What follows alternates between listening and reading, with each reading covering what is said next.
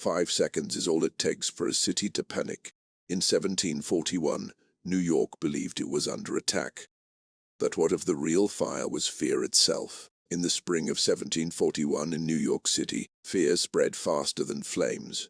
The British colony was tense, divided, and deeply unequal. Manhattan had a population of about 10,000 people, and nearly 1 in 5 were enslaved Africans. It was the second largest urban slave population in British North America after Charleston. Slavery shaped daily life. Enslaved men and women worked on the docks, in homes, in workshops, and in the streets. Some were trained as skilled craftsmen, which created resentment among poor whites who struggled to compete for jobs. Economic hardship and racial hostility lived side by side, waiting for a spark. That spark appeared in March 1741. A fire broke out at Fort George, the governor's residence. Soon after, another fire erupted, then another. In total, 13 fires ignited across Lower Manhattan within weeks. Warehouses, homes, and buildings burned. People began to whisper that this could not be coincidence. Someone, they believed, was setting the city on fire. Rumors quickly turned into accusations. The colony was already on edge. Britain was at war with Spain in what became known as the War of Jenkins' Ear. Anti-Spanish and anti-Catholic sentiment ran high. Authorities feared foreign agents, Catholic priests, and enslaved people might join forces. Memories of earlier uprisings, including the 1712 slave revolt in New York, haunted the population. Many whites believed that rebellion was always just beneath the surface.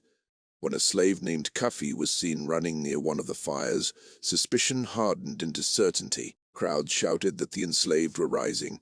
Arrests began immediately. Within days, dozens of enslaved men and women were jailed.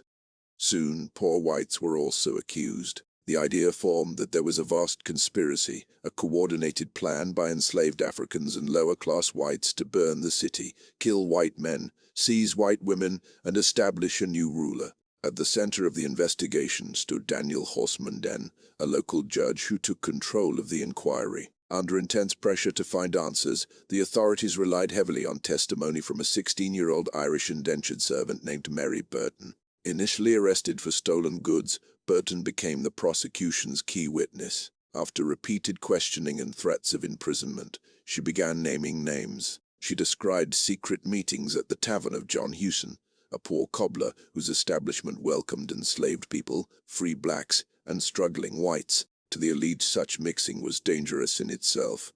Burton claimed that Hewson, his family, enslaved men known as Caesar and Prince and others had plotted to burn New York. According to her testimony, they intended to destroy Fort George, eliminate the white population, and install a new king.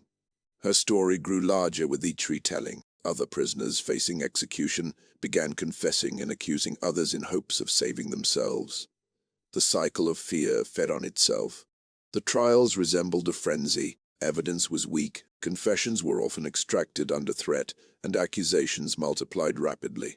Comparisons have often been made to the Salem witch trials decades earlier. In both cases, fear and rumor replaced solid proof.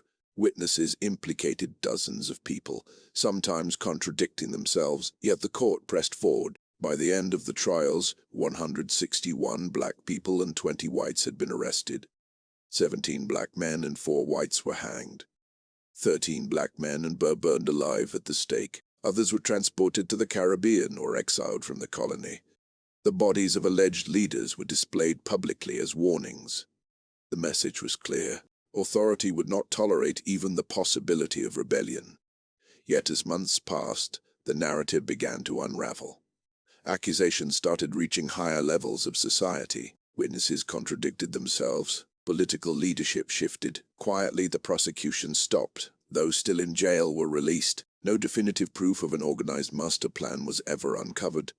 Historians remain divided. Some argue that there may have been small-scale theft or discussions of resistance that were exaggerated into a grand conspiracy. Others believe the entire plot was a product of mass hysteria, fueled by economic stress, racial paranoia, wartime anxiety, and political opportunism. The linking of the alleged revolt to a supposed Catholic or Spanish plot suggests that fear of foreign enemies may have amplified the panic. So what really happened in 1741? Was there truly a coordinated plan to burn New York to the ground? Or did a frightened city, already strained by poverty and prejudice, construct a conspiracy to justify control and punishment? The fires eventually stopped. The executions ended. But the question lingers. In moments of crisis, how easily can fear become evidence? And when a society feels threatened, how quickly can suspicion turn into certainty? Perhaps the most unsettling possibility is not that a conspiracy existed, but that it did not. Because if the plot was imagined, then dozens died not for rebellion, but for rumor. And that leaves us with a darker thought. Sometimes the most powerful conspiracy is the one created by those who claim to be stopping it. The panic did not explode overnight. It was built slowly, layer by layer, long before the first flame touched Fort George. To understand why the city reacted the way it did, you have to look at what New York had become by 1741. Slavery was not a distant plantation system hidden in the countryside. It was urban, visible, and deeply integrated into daily life. Enslaved Africans worked in homes, on ships, in workshops, and along the docks of New York City. They built roads, unloaded cargo, cooked meals, and raised children who were not their own. Their labor powered the colony's growth, yet their presence also terrified those who depended on them. By the early 18th century, the memory of the 1712 slave uprising still lingered in the minds of white residents. In that earlier revolt, enslaved men had set fire to a building and attacked whites who came to extinguish it. Several colonists were killed before the rebels were captured and executed. The event left a permanent scar on the colony's psyche. It reinforced the belief that rebellion was always possible, always waiting beneath the surface. Economic tension made everything worse. Poor whites struggled to survive in a competitive environment. Some slaveholders trained enslaved workers in skilled trades such as carpentry, shoemaking, and masonry. These enslaved craftsmen could be hired out at lower wages than free white artisans. For struggling workers, this felt like direct competition. Resentment grew not only against slaveholders, but against the enslaved themselves. Race and class blended into a volatile mixture. Then came the winter of 1740 to 1741. It was one of the harshest in memory. Food shortages spread across the city. Fuel was scarce. The poorest residents faced the real threat of starvation and freezing. Desperation changes how people think. It makes rumors sound reasonable. It makes enemies seem closer than they are. At the same time, the British Empire was at war with Spain in what became known as the War of Jenkins' Ear. Tensions between Protestant Britain and Catholic Spain intensified suspicion inside the colony. Authorities feared Spanish agents might try to sabotage British cities. Anti-Catholic laws were already strict, and any hint of Catholic influence was treated as a potential threat. Spain had also offered freedom to enslaved people in British colonies if they escaped and joined Spanish forces. That promise alone was enough to frighten colonial leaders. In such an atmosphere, the idea of a coordinated uprising did not seem impossible. It seemed logical. Fires in a wooden city were not unusual, but 13 fires within weeks felt deliberate. Each new blaze confirmed what many already believed, that something was brewing beneath the surface.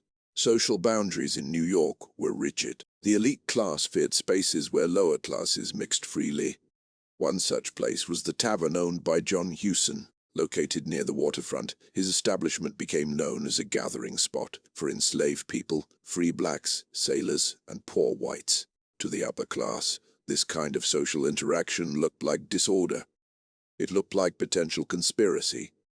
Even before the fires, Hewson had been under suspicion for dealing in stolen goods. When the panic began, he became an easy target. The investigation gained momentum not because of hard evidence, but because fear demanded answers. Daniel Horsmanden, one of the leading judges, believed strongly that a conspiracy existed. Once that belief took hold, every clue was interpreted through that lens. When Mary Burton began to testify, her words fit neatly into the expectations of the court. Each accusation she made expanded the supposed network of plotters. It is important to remember how justice functioned at the time. Legal standards were not what they are today. Defendants had limited rights. Confessions carried enormous weight, even if they were obtained under pressure. Once a few individuals were accused, others faced a terrible choice. confess and name accomplices, or risk execution. Many chose to speak, and in doing so they fueled the machinery of prosecution.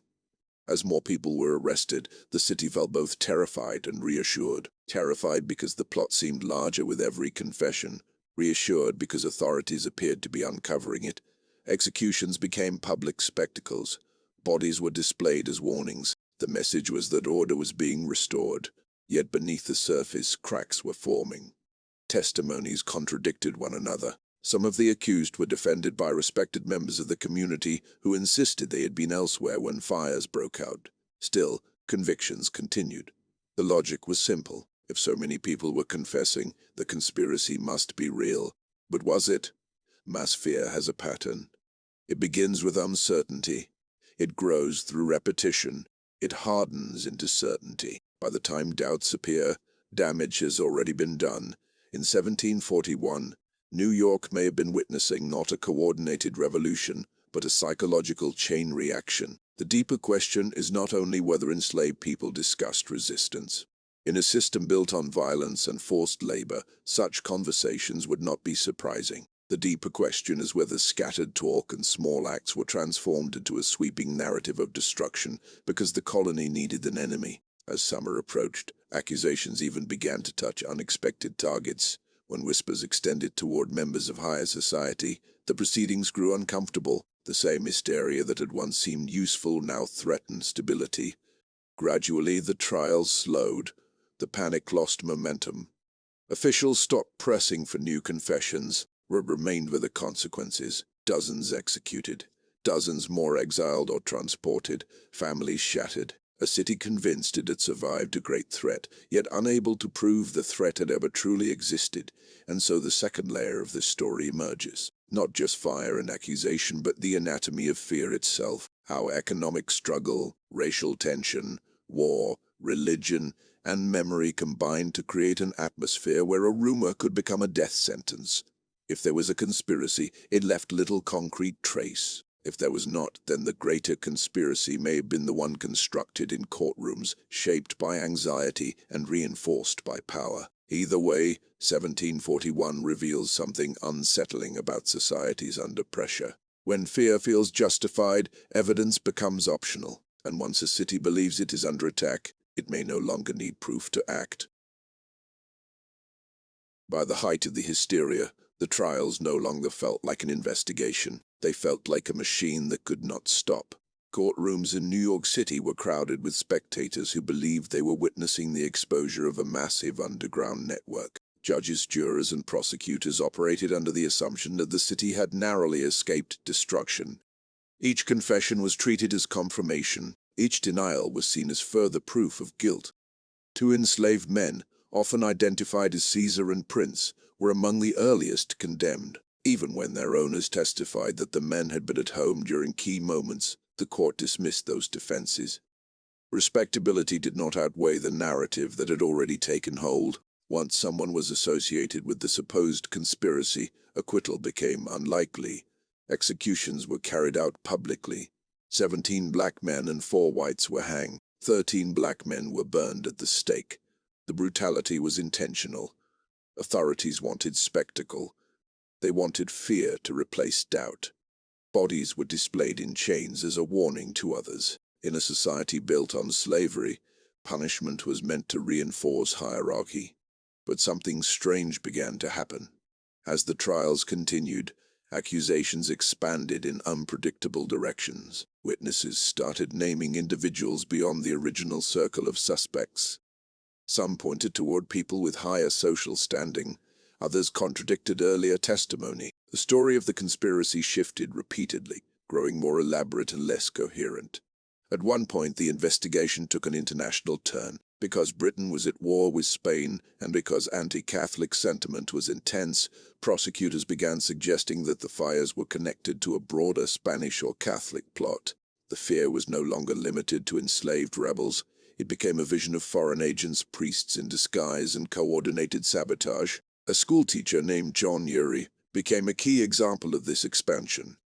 He was educated and fluent in Latin, which made some suspicious that he might secretly be a Catholic priest. In a climate already shaped by war and religious hostility, that suspicion was enough. Testimony suddenly linked him to the conspiracy. He denied the charges, insisting he was not a Catholic priest and had no involvement in any plot. It did not matter. He was convicted and hanged. This shift reveals something important. The conspiracy was no longer just about fires. It had become a framework through which every fear could be explained. Enslaved resistance, class resentment, foreign war, religious tension, all of it merged into one sweeping narrative. Historians have often compared the episode to the Salem witch trials. In both cases, accusations multiplied rapidly. Confessions were extracted under pressure. The more people confessed, the more real the invisible threat seemed. Doubt became dangerous.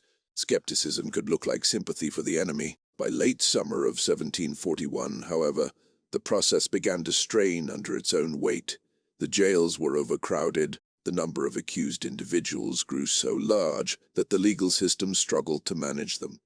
When witnesses began accusing people connected to the upper classes, discomfort spread among the elite. The hysteria was no longer safely contained among the poor and enslaved. Gradually, prosecutions slowed. Trials ended. Those still imprisoned were released. The city moved on, but without a clear resolution. There was no final revelation of a master plan, no cache of weapons, no coordinated uprising discovered. The narrative simply faded. In total, 161 black people and 20 whites had been arrested. Dozens were executed or transported to the Caribbean. Families were torn apart. Yet even at the time, some observers questioned whether the scale of the response matched the evidence.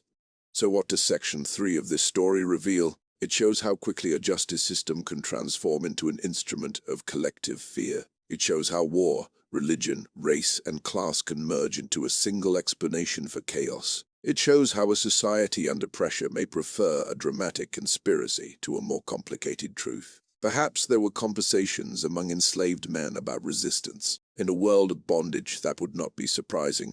Perhaps there were small acts of theft or arson. Cities built of wood burned easily, but the leap from scattered incidents to a vast coordinated plan required imagination. It required belief. The most unsettling possibility is that the conspiracy became real in the minds of those who prosecuted it. Once authorities were convinced, every piece of evidence was shaped to fit the conclusion. The fires stopped, the executions ended, but the label remained. The 1741 slave conspiracy entered history as a plot to destroy New York. Yet the deeper question remains unresolved. Was it an organized attempt at revolution? Or was it a moment when fear, sharpened by inequality and war, created an enemy large enough to justify extreme punishment? In the end, the flames left scars not only on buildings but on memory. And the silence that followed may be as revealing as the panic that came before it. As the executions ended and the fires faded from memory, something else began to settle over the city. Silence. By the close of the trials in late summer 1741, the panic that had gripped New York City slowly dissolved. There was no dramatic confession that tied everything together, no final discovery of weapons or written plans, no undeniable proof of a coordinated revolution. The prosecution simply stopped. Those still waiting in jail were released. Life resumed. Markets reopened. Ships continued to arrive and depart. The city carried on as if it had survived a genuine catastrophe, but had it? In total, more than 180 people had been arrested. 17 black men and 4 whites were hanged. 13 black men were burned alive. Dozens were exiled or transported to brutal conditions in the Caribbean. Families were shattered. Bodies had swung in public view as warnings. The message of power had been delivered. Yet beneath that message was uncertainty. Historians still debate whether any organized slave conspiracy truly existed. Some argue that small groups may have discussed resistance. In a system built on forced labor, violence, and deprivation, the desire for freedom was inevitable. Conversations about rebellion would not have been unusual. But conversation is not the same as coordination. Rumor is not the same as proof. Others believe the conspiracy was largely constructed through fear. The colony in 1741 was a pressure chamber, economic depression, a brutal winter, racial tension, memories of the 1712 slave revolt, war with Spain, anti-Catholic paranoia, each factor alone was destabilizing. Together they formed the perfect conditions for hysteria. The comparison to the Salem witch trials is not accidental. In both cases, a frightened society searched desperately for hidden enemies. In both cases, testimony expanded under pressure. In both cases, executions continued long after doubts had begun to surface. And in both cases, the panic eventually burned out, leaving behind an uneasy legacy. There is also another layer that cannot be ignored. The trials reinforced the racial hierarchy of the colony. They sent a clear warning to the enslaved population that even suspicion could be fatal. They reminded poor whites that social order would be maintained at any cost. Whether or not a real plot existed, the outcome strengthened control. Perhaps that is why the idea of the conspiracy endured. It was useful. It justified harsher regulations. It validated existing fears. It offered a simple explanation for a complicated moment. But if the conspiracy was exaggerated or imagined, then something far more disturbing took place. It would mean that dozens of people died not for an act of rebellion, but for a story powerful enough to be believed. It would mean that fear itself became evidence. The fires of 1741 eventually stopped. The smoke cleared. The city rebuilt. Yet the question never fully disappeared. Was there truly a coordinated plan to burn New York to the ground? Or did a divided society, strained by hardship and prejudice, create a narrative that turned suspicion into certainty? History does not always provide clean answers. Sometimes it leaves us with tension instead. The tension between security and justice, between rumor and reality, between power and truth. And maybe that is the real ending of this story, not the final execution, not the closing of the courts, but the realization that in moments of crisis, societies reveal what they fear most. In 1741, New York believed it was fighting a hidden enemy within. Whether that enemy was real or imagined may never be fully known. What is known is this: when fear spreads unchecked, it can burn hotter than any fire, and once it does, the damage can last long after the flames are gone.